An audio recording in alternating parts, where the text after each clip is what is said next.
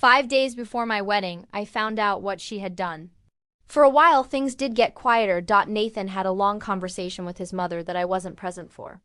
He told me afterward that she had cried, said she felt excluded, said she only wanted to be part of the most important day of her son's life. He had reassured her that she was valued and asked her to take a step back from the logistics. Diane sent me flowers the next day with a note that said she was so excited to welcome me into the family. I put them in a vase and told myself we had turned a corner. The corner was a cliff. 5 days before the wedding, my venue coordinator called me. She said she wanted to confirm the updated seating arrangement.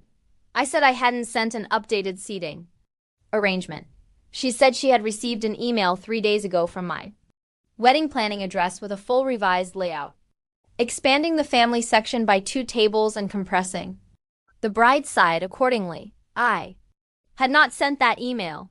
I went into my wedding planning email account, a shared account that Nathan and I had both set up access to early in the process, back when we were naively trying to be organized together, and I found the sent folder. There were 6 emails. I did not send. One to the venue, 1 to the caterer requesting a menu change to accommodate dietary preferences I did not have, 1 to my florist reinstating the color palette changes Diane had suggested months ago that I had explicitly rejected, 1 to the photographer requesting that the family portrait schedule be restructured to prioritize Nathan's side, and the one that made my hands shake, to 3 of my bridesmaids, written in my name explaining that due to space constraints, the bridesmaid luncheon the day before the wedding had been canceled. My bridesmaids had received that email and said nothing to me because they assumed I had sent it and didn't want to make me feel bad about it. Diane had accessed our shared planning account.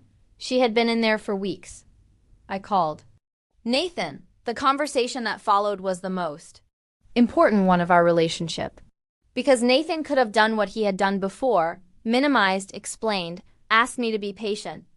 And I want to be honest, I was watching for that. Part of me was prepared to end the engagement right there if that was the road he chose. He didn't choose that road. He went completely silent for a long moment, and then he said, "I'll handle this tonight." "I'm so sorry." He drove to his mother's house. I don't know everything that was said. He told me some of it afterward, and I believe it was the hardest conversation he has ever had with her.